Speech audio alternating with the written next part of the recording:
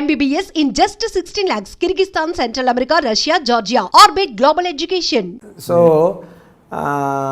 now responsibilities, only two responsibilities I take. One is acting. Second thing is medicine. ఈ acting responsibility నేను act చేసి తప్ప మిగిలిన నా డేట్స్ చూడడం, నాకు రెమ్యునరేషన్ మాట్లాడడం, వేరే ఏదైనా ఉంటే మధ్యలో జీవిత దగ్గర చెప్తాను. జీవిత డైరెక్టర్ గారికి చెప్పేయి ఇలా అని, లేదా ఆయనకి చెప్పే ప్రొడ్యూసర్ గారికి చెప్పేయి ఇలా అని జీవితాన్ని మధ్యలో ఎక్కువ పెట్టుకుంటాను. ఇంకోటి వచ్చి నాకు చిన్నప్పటి నుంచి నత్తి, అందువల్ల ఫోన్లో మాట్లాడితే నత్తి ఎక్కువ వస్తుంది నేరుగా మాట్లాడేటప్పుడు. అందుకే కొన్నిసారి తడపడుతూ వర్డ్స్ కోసం వెతుకుతూ వేరే లాగుతూ ఉంటాను. అదే కొంతమంది అడుగుతారు, మేము తెలుగు రాదా అని. తెలుగు కాదు, తమిళ్ మాట్లాడినా అలాగే ఉంటుంది, ఇంగ్లీష్ మాట్లాడినా అలాగే ఉంటుంది. బికాస్ నత్తి వల్ల నత్తి వరదరాజన్ మా నాన్నగారి పేరు. మా నాన్నగారి పేరు వరదరాజన్. వా అనేదే నాకు కష్టం. అది ఒక్కొక్కసారి రానప్పుడు అంటాను. సో అది అసహ్యంగా ఉంటుంది అని మిస్టర్ వరదరాజన్ అంటాను. నేను దిగాల్సిన బస్ స్టాండ్ ఒకప్పుడు ఏమైంది, మా ఇల్లు మారేప్పుడు వైష్ణవ్ కాలేజ్ అది వచ్చి ఎస్పెషల్లీ అందరి ముందు బస్ కండక్టర్ వచ్చి టికెట్ అడిగినప్పుడు ఒకసారైనా వైష్ణవ్ కాలేజ్ అని చెప్పి టికెట్ తీద్దామని అనుకున్నాను. నాకు అవ్వకుండానే పోయింది. నాకు సరి వాడు టికెట్ అని సొల్లే టికెట్ అని మమ్మల్ని ఏంటి టెర్మినస్ అనేస్తా. ఓ 20 పైసా 30 పైసలు ఎక్కువ పెట్టి టెర్మినస్ టికెట్ కొంటానే కానీ వైష్ణవ్ కాలేజ్ నేను ఇంతవరకు చెప్పింది లేదు. సో దానివల్ల కూడా కలిపి జీవితాన్ని ఎక్కువ మాట్లాడిస్తాను ఫోన్లో దాంట్లో. సో నేను ఈ వయసులో మీరు ఏడుస్తారా అన్నదానికి ఈ ఆన్సర్, ఇంత పెద్ద ఆన్సర్ వచ్చింది. అంటే నేను ఏడవపోయిండొచ్చు, ఇంత ఇది పోయిండొచ్చు. కానీ ఇక్కడ జరిగింది ఏంటంటే నేను కాపాడేసి ఉండొచ్చు. కానీ అక్కడ ఒక 5 minutes ఆ డిలేని చూసి ఐఎమ్ ఫీలింగ్ గిల్టీ. మొన్న ఈ లాస్ట్ సరే ఇక్కడ వెళ్ళినప్పుడు ఏడవకూడదు ఈ లాస్ట్ సక్సెస్ మీట్లో అని పోతే అక్కడ పెద్ద ఫోటో, మా మమ్మీ ఫోటో. ఆ లుక్ ఏంటంటే నాకేమనిపిస్తుంది, ఏంట్రా నన్ను వదిలేసేవారు కదరా, నన్ను కాపాడి ఉండొచ్చు కదా అన్నట్టు అడిగినట్టు ఒక ఫీలింగ్. దానివల్ల నాకు ఆ ఫీలింగ్లే ఉండాను కాబట్టి నాకు ఆ గిల్టీ ఫీలింగ్ వల్లనే నాకు ఏడుపు ఎక్కువ అయిపోయింది. I'm feeling guilty even now because I have ఎన్నో ప్రాణాలు కాపాడి ఉన్నా. నా మమ్మీ అదే కర్మ అని. మా ప్రొఫెసర్కి అలాగే జరిగింది. మా ప్రొఫెసర్ వాళ్ళ వైఫ్కి 33 years వాళ్ళ వైఫ్. ఆవిడ ఒక సీరియస్ అయితే ఈ వాంటెడ్ టు గివ్, లాస్ట్లో ఆయన దగ్గర మెడిసిన్స్ అన్నీ ఉన్నాయి, సిరింజ్ లేదు.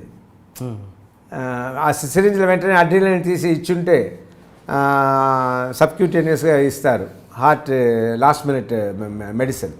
ఆ మెడిసిన్ ఇవ్వడానికి ఆయన సిరింజ్ వెతికినారు, ఇంట్లో లేరు. సో ఆ తర్వాత దాని గురించి మాట్లాడుతుంటారు, కర్మ చూడు అదే అలా జరుగుతుంది అన్నట్టు. అలాగే మా మదర్ విషయంలో కూడా మీరు ఇంత మీరు మాట్లాడుతుంటే చిన్నపిల్లాడు మాట్లాడినట్టే ఉంటుంది. అంటే మామూలుగా మనుషులు ఆచితూచి మాట్లాడి లెక్కలు వేసుకొని మాట్లాడే వాళ్ళు మెంటాలిటీ ఎలా ఉంటుందో తెలియదు, కానీ మీలా ఓపెన్గా మనసు విప్పి మాట్లాడే వాళ్ళని చూస్తుంటే ఏ కల్మషం లేదు, చిన్నపిల్లల్లాగా అనిపిస్తుంటుంది. ఇలాంటి మాటల వల్ల మీకు ఇండస్ట్రీలో ఎటువంటి ఇబ్బందులు వచ్చాయి? చాలా ఇబ్బందులు. నన్ను అర్థం చేసుకున్న వాళ్ళు ఓకే. నిన్న కూడా ప్రవీణ్ సత్తారు ఈయన సందీప్ కిషన్ అడిగారు క్వశ్చన్, రాజశేఖర్ దగ్గర మీ నచ్చని విషయం ఏంటి అని అడిగారు. దానికి ఆయన అన్నారు, ఓపెన్గా ఉంటాడు, అది నచ్చిన విషయం అలుగుతాడు చిన్నపిల్లలాగా అన్నారు. ఓహో, నేను చిన్నపిల్లల చైల్డిష్గా ఉన్నాను అని అనుకున్నాను. కొందరు అనుకుంటారు, నేను కూడా కొన్ని విషయాలలో ఏదైతే చెప్పకూడదో అది తెలియకుండా ఫ్యాక్ట్ని చెప్పేస్తాను, దానివల్ల హర్ట్ అయిన వాళ్ళు కూడా ఉన్నారు. ఇప్పుడు నేను కొంచెం కేర్ఫుల్గా ఉంటున్నాను. Let me not hurt by saying facts అని ఉన్నాను. బట్ చాలామందికి అంటే నేను మాట్లాడడానికి ఇలా ఓపెన్గా మాట్లాడిస్తున్నాను. ఇప్పుడు రెమ్యునరేషన్ మాట్లాడినా కూడా నేను ఇంత ఇదే అండి అని నేను చెప్తాను. వాళ్ళు తగ్గించే వాళ్ళు తగ్గిస్తారు, కానీ అలా మాట్లాడడం తెలియదు నాకు. కానీ ఇప్పుడు జీవిత ఫర్ అన్ ఎగ్జాంపుల్ నేను ఒక 75 lakhs రెమ్యునరేషన్ అనుకోండి. జీవిత వాళ్ళు ఏమంటారు 125 1 crore చెప్తారు ఓ మాటకి. సో లాస్ట్లో ఆయన 75 వచ్చేలా వాళ్ళు మాట్లాడతారు. నేను బిగినింగే 75 ఏంటి నా రెమ్యునరేషన్, మీరు చేస్తారని, పోయిన వాళ్ళు ఇంతకుముందు ప్రొడ్యూసర్ ఇచ్చారు, మీరు ఇస్తారంటే ఇవ్వండి అన్నట్టు చెప్పాను అనుకోండి. వెంటనే వాళ్ళు లేదు సార్, అది సార్, ఇది సార్ అని తగ్గించేటప్పుడు టోటల్గా కట్ అయిపోతుంది. Okay okay. నేను ఏదో రూడ్గా ఉన్నట్టు. జీవిత అంటే వాళ్ళ దగ్గర అన్ని విషయాలు వింటుంది. బట్ ఆవిడను కరెక్ట్ లాస్ట్లో వచ్చేది ఏంటంటే వాళ్ళు చెప్తారు, మా ఇంత లాస్ అయిపోయిందమ్మా, ఇది ఈ సినిమాలో వస్తే ఇస్తాము అన్నట్టు అంటారు. వచ్చినా కూడా ఇవ్వరు లాస్ట్లో. ఇలా మేము చాలా ఏమారుతూ ఉంటాము. అంతే. ఈ ఇంటర్వ్యూ చూసాక జనాలు 50 నుంచి స్టార్ట్ చేస్తారు. జీవితం చూసుకుంటుంది. రెడీ. ఓకే అండి. ఓకే. ఇప్పుడు ఈ సినిమాలో గరుడ వేగాలో ఎలా అంటే మేము ప్రొడ్యూసర్ కాబట్టి ఇప్పుడు వస్తే ఇప్పుడు తెలుస్తుంది కదా. ఓకే. సో కొంచెం అప్పులు తీరుతుంది నాకు.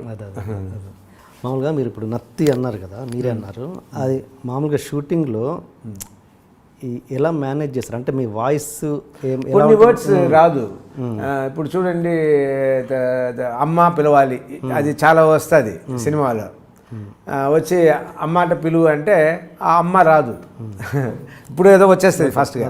అక్కడ అన్ని కెమెరా పెట్టినప్పుడు అమ్మ అని రాదు. దాన్ని ఏం చేస్తాను, వెళ్ళి తలుపు ఉంటుంది కదా, ఆ తలుపు కొట్టుతూ అది ఒక అమ్మ, దాని ఒక ఇనిషియల్ మూమెంట్, ఒక హెల్ప్ కావాలి, అలా తలుపు కొట్టేసేస్తాను.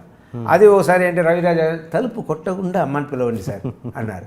రవిరాజ పిన్సిటీ ఏదో దీంట్లో, సార్ తలుపు కొట్టకుండా నాకు రాదు నత్తి దాని. ఆయన చిన్న ఫస్ట్ ఆయన తలుపు కొట్టకుండా నాకు రావట్లేదు అని ఆయన ఫస్ట్ కొంచెం ఇరిటేషన్ వచ్చింది. లేదు సార్ నాకు నత్తి, అందువల్ల కొంచెం అది సరే, తర్వాత ఓకే అన్నారు. సో అలా ఉంటుంది. ఓకే. నేను అనేది ఎంత సాయి కుమార్ గారు డబ్బింగ్ చెప్పినా కూడా ఆ బేస్ మీలో ఉండదు కదా, కొంచెం ఇదిగా ఉంటుంది కదా. అవును, Sai Kumar voice is better voice than mind. అంటే అనేది ఆ ఎమోషన్ అన్నది వాయిస్కి రిలేటెడ్గా ఖచ్చితంగా ఉంటుంది కదా. అవును. అంత మీ ఫేస్ చూస్తేనే అంత అగ్రెసివ్గా ఎమోషనల్గా ఉంటుంది. మీ వాయిస్ ఏమో కంప్లీట్ ఆపోజిట్. ఓకే, నాట్ కంప్లీట్గా ఆపోజిట్. వినండి, ఫస్ట్ నుంచి నా వాయిసే విని ఉంటే, మేము నానా పటేకర్ ఉన్నారు, ఆయన వాయిస్ పెద్ద వాయిస్ కాదు, ఆయన బాడీకి తగ్గట్టు ఉంటుంది. సో నాకు అలా ఉంటుంది. కానీ నేనే ఫస్ట్ నుంచి ఇదే వాయిస్తో నేను మాట్లాడి ఉంటే మీరందరూ కూడా ఒప్పుకునేవారు ఈ బాడీకి తగ్గట్టు వాయిస్ అని. కానీ ఫస్ట్ ఏంటంటే నాకు తెలుగు రావడం కష్టం ఒకటి. తెలుగు ఎందుకు రాదంటే నేను తెలుగు వాణి, కానీ పుట్టి పెరిగింది చెన్నై కాబట్టి అక్కడ తమిళ మీడియం. మా ఫాదర్ పోలీస్ ఆఫీసర్ కూడా. ఇంగ్లీష్ మీడియం స్కూల్ కూడా లేదు. ఎందుకంటే ఆ విలేజెస్లో అంతా ఫస్ట్ ఉత్తమపాలయం, తేని అన్న ఊర్లో, తేని ఉన్న ఊర్లోనే మదురై డిస్ట్రిక్ట్లో పుట్టాను. అన్ని ట్రాన్స్ఫర్ ఉంటే అక్కడ ఇంగ్లీష్ మీడియం కూడా లేకుండా తమిళ మీడియంలో వేశారు. సో నేను చదువుకున్నంత తమిళ మీడియం, తమిళ్ బాగా తెలుసు. తమిళ కవిత్వం కూడా నేను రాయగలుగుతాను, కానీ తెలుగు చదవడం రాదు. మా ఇంట్లో మా తెలుగే మాట్లాడుకుంటాం, కానీ తమిళ్ మిక్స్ అయిన తెలుగు, చెన్నై తెలుగు మీకు ఎలా ఉంటుందో అలా 30-40% మన తెలుగు వాళ్ళు ఉన్నారు చెన్నైలో. అక్కడ ఉంచి నేను వచ్చిన వాడిని. సో నా మాటలు ఫస్ట్ టి కృష్ణ గారు, నాకు తెలుగు సరిగా రాదు ఒకటి, రెండవది వచ్చి నత్తి. డబ్బింగ్లో లూప్ వస్తుంది, వచ్చి మాట్లాడే లోపల వెళ్ళిపోతుంది కదా. సో అందువల్ల ఏం చేశారు ఆయన, తెలుగు రావట్లేదు, నాకు నత్తి ఉంది కాబట్టి సాయి కుమార్ని డబ్బింగ్ చెప్పించారు. చెప్పించినప్పుడు అదే అలవాటు. ఆ అలవాటు అయిన తర్వాత అందరూ దానికి అలవాటు అయిపోయారు. ఇప్పుడు మీరు అదే అడుగుతున్నారు. మధ్యలో సాయి హీరో అయ్యారు. అవును, హీరో అయ్యి ఆయన ఒక మాట అన్నారు, నా weapon, voice is my weapon, year after I will not use for anybody else అన్నట్టు ఆయన ఒక స్టేట్మెంట్ ఇచ్చారు. అప్పుడు నేను సుమన్ గారికి నా వాయిస్ ఇస్తున్నారు. సో మేమిద్దరూ వేరే వాయిస్కి వెళ్ళాల్సిన అవసరం వచ్చింది. సో నేను అప్పుడు సాయి వాయిస్కి దగ్గర ఉన్న వాయిస్ ఏ వాయిస్ అని వెతికాము. వెతికితే శ్రీనివాసమూర్తి అన్న ఆయన వాయిస్ సాయి వాయిస్కి దగ్గర ఉండింది. సో ఆయన వాయిస్, ఆయన తర్వాత శివయ్య అన్న సినిమాలో ఫస్ట్ ఆయన చెప్పారు నా సినిమాలో.